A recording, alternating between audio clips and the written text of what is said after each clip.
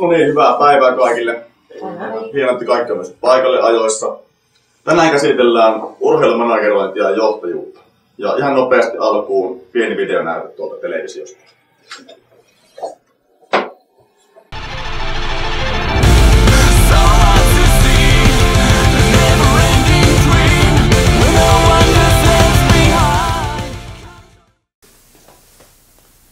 Heräsikö kysymyksiä tässä vaiheessa?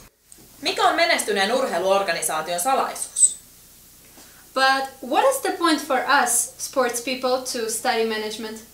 Entä miten taataan saumaton yhteistyö ihmisten välillä? Mikä on manageroinnin merkitys urheilussa? Mikä on seuramanageroinnin tulevaisuus? En tässä vaiheessa teille vielä vastauksia tähän, mutta meillä on siihen ratkaisu.